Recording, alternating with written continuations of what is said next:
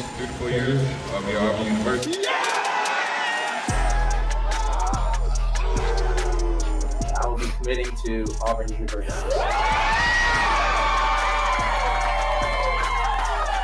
Auburn University.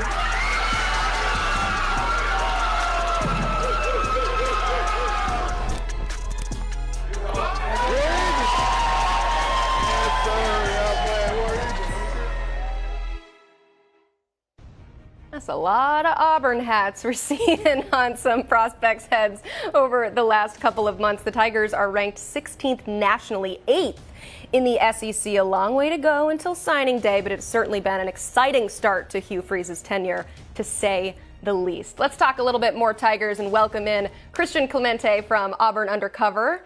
And Christian, going back to the end of July when Auburn made a big splash, literally when Hugh Freeze ended up in a pool, they flipped five-star wide receiver Perry Thompson from Alabama. I mean, it's one thing to land a talent like him.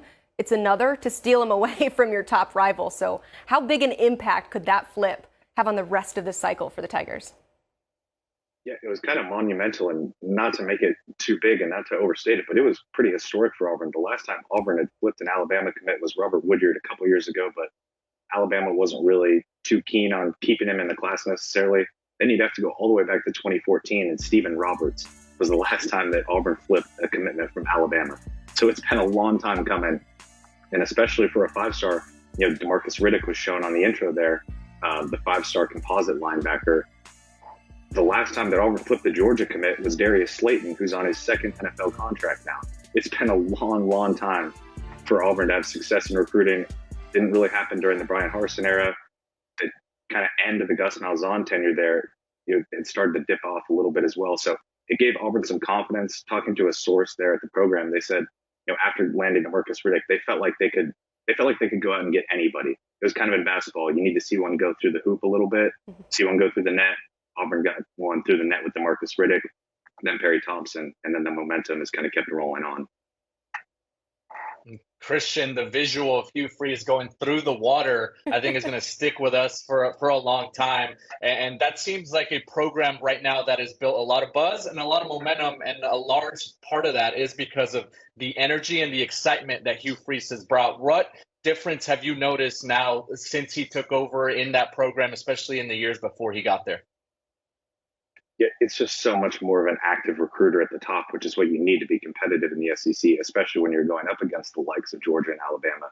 You can have these ace recruiters. You can have guys like Zach Etheridge, who was successful as Auburn's secondary coach under Brian Harsin. But in the end, if you want to win these big dog recruiting battles, the head coach has to be there at the very end. And the head coach just wasn't really there the past couple of years, to be completely honest. And Hugh Freeze has made it clear. And we were talking with him at the beginning of fall camp, I guess it was a little over a week ago, and he said, I hired Philip Montgomery. I want him to call my plays as the offensive coordinator because I want to be a recruiter. I want to be actively recruiting. I want that to be my number one focus. And a lot of these kids that we talk to say, that Hugh Freeze is the coach they talk with the most. They say that Hugh Freeze is a guy they have a really, really close connection with, which is not something a recruit can always say about with a head coach. Oh, Christian, it's all the positives. I hate to be this person, but Auburn was in hot pursuit of the five-star safety KJ Bolden prior to his commitment to Florida State. So how are they pivoting at the safety position following that announcement? Yeah, you really don't have to go too far down the board in the 24/7 sports rankings to look for the next guy up that Auburn is after, and that's Zaquan Patterson out of Chaminade Madonna there in Hollywood, Florida. This is a guy that Auburn has recruited really, if KJ Bolden was one, he was 1A, and Zaquan Patterson was 1B. Auburn really, really likes Zaquan Patterson. He plans to have a commitment there on August 22nd, so within a couple of weeks here. He was also at Big Cat Weekend, just like KJ Bolden. Kind of feels like an Auburn-Michigan battle. He actually left straight from Auburn to go to Michigan and visit there. Miami is in the hunt as well, but Auburn feels like it's battling Michigan for Zaquan Patterson, who, as you can see, is the fourth-ranked safety. So you go from 1 to 4, not quite number 1, not quite a 5-star, but Auburn still really likes what Zaquan Patterson could potentially bring to the fold there. Christian, you mentioned big dog recruiting battles. It doesn't get much bigger than five-star defensive lineman Kamarion Franklin. He's the number one player in the state of Mississippi for this cycle and one of Auburn's top remaining targets. He has mentioned he wants to commit in early September, probably early in the season, has that official visit scheduled for the opening weekend of college football. We're a few weeks away from that. Where does Auburn sit with Kamarion Franklin? Yeah, Blair, Auburn sits in a great spot. As you were saying that, went ahead and actually just put in my crystal ball pick for Auburn to land Kamarion Franklin. He moved his official visit up from the Georgia game to the UMass game, that season opener. I think there's a chance Auburn could get him in the boat even before then. I think as early as next weekend, the weekend there, the 18th and the 19th is a possibility. He ended up not being able to make it. He wasn't going to visit for Big Cat weekend. He went down to Miami that weekend. He wanted to make it Auburn beforehand, couldn't. Ends up making it right before the dead period strikes that Monday. I think it was July 31st. Visits there. Auburn captures a ton of momentum on that visit. Defensive line coach Jeremy Garrett, who played at Ole Miss, a Mississippi native, has put in a ton of work with Kamarion Franklin, really gotten Auburn to the top. Tennessee is up there. Miami is still up there. It's still a battle, no doubt. But Auburn feels like they're in the pole position right now, and they feel like they could get him in the boat sooner rather than later.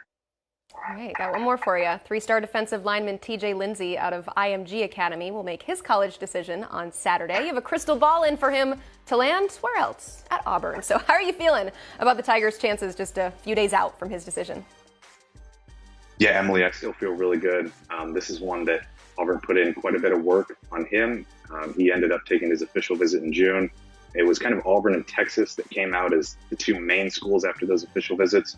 And Auburn feels like it sits in a really good spot with him. And this is a guy who wanted to make it up for Big Cat weekend. He couldn't actually make it up for the weekend because of IMG Academy practices and mandatory stuff down there. His parents end up coming down for the weekend and visiting. They FaceTime in TJ during the visit. He gets to talk with Hugh Freeze, gets to talk with Jeremy Garrett. And from then on, I felt like Auburn sat in a really good spot, and I think they'll add him to the class this weekend.